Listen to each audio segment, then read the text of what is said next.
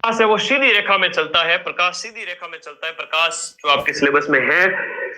तो ये छोटे कणों से बना है कि इसका वेग बहुत अधिक है, कि प्रकाश का तरंग दैर्ध्य बहुत छोटा है, तरंग दैर्ध्य बहुत छोटा है। सी ऑप्शन वेवलेंथ वाला ये होगा, जो होता है वो तरंग दैर्ध्य छोटा होता है, ये सीधी रेखा में चलना बताता है।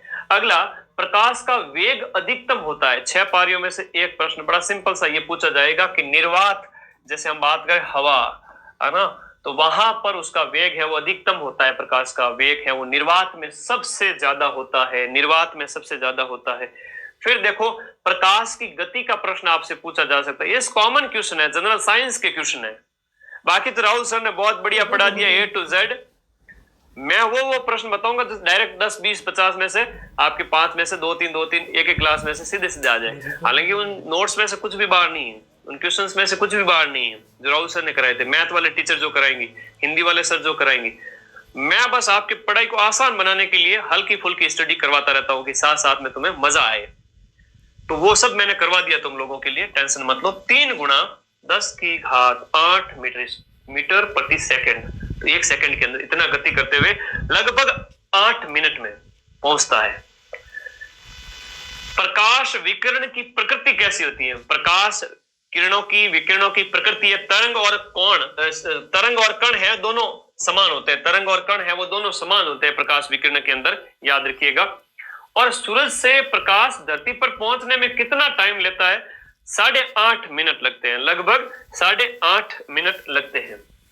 एक काटा हुआ हीरा है वो जगमगाता है, ये किसका उदाहरण है? ये पूर्ण आंतरिक परावर्तन का उदाहरण है। पूर्ण आंतरिक परावर्तन माध्यम से जैसे विरल में आया, विरल बीच में रखना और फिर वापस सघन की ओर, इसे आपका पूर्ण आंतरिक परावर्तन, ये हीरा इसलिए जगमगाता है। तो अच्छा प्रश्न है, इसके उदाहरण राहुल सर ने आज करवाई दिए थे क्लास में, कोई दिक्कत नहीं है,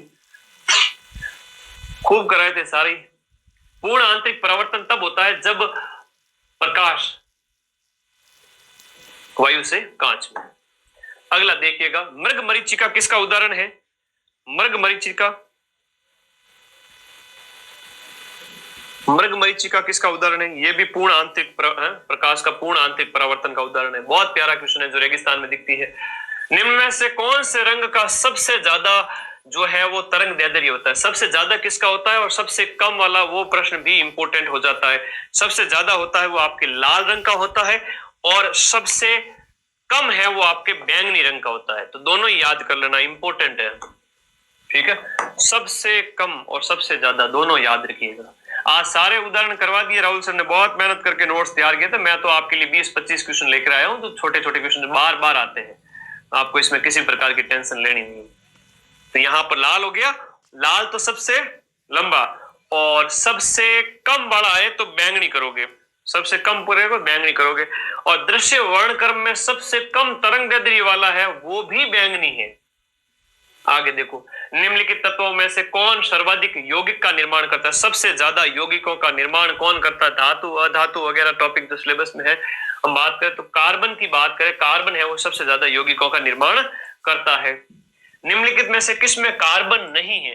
तो कार्बन के ये जो अपर रूप हम बचपन से पढ़ते आ रहे हैं, हीरा है, ग्रेफाइट है, फुलरीन है, हम इनकी बात करें तो कोयला वगैरह सब है, लेकिन इनमें से कोई भी है वो कार्बन उपयुक्त में से जो हम बात करें कोई भी नहीं है, कार्बन नहीं है। हीरा, ग्रेफाइट, ये जो है आपके उपयुक्त में से कोई नहीं, इसका डी आंसर होगा।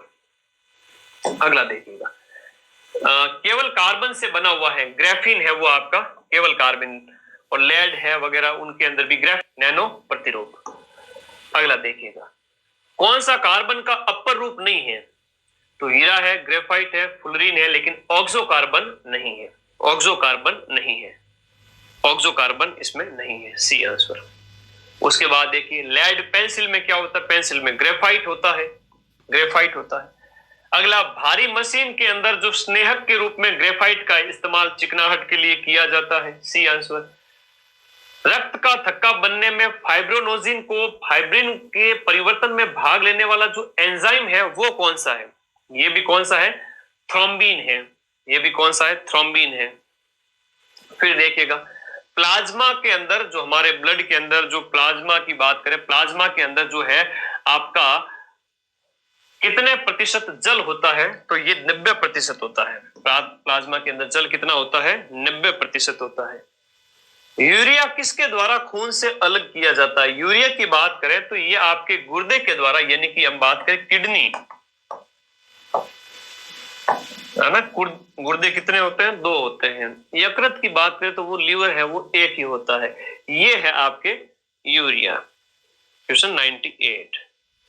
आगे देखो नेक्स्ट, मानव के गुर्दे निम्न में से कौन सी प्रणाली के अंग है? गुर्दों की बात करें तो उत्सर्जी अंग के भाग हैं, और उत्सर्जन को एक्सक्रीशन कहते हैं, तो एक्सक्रीशन इसके पार्ट हो जाते हैं। हमें गरीबों की सहायता करनी चाहिए। अब हिंदी स्टार्ट होती है।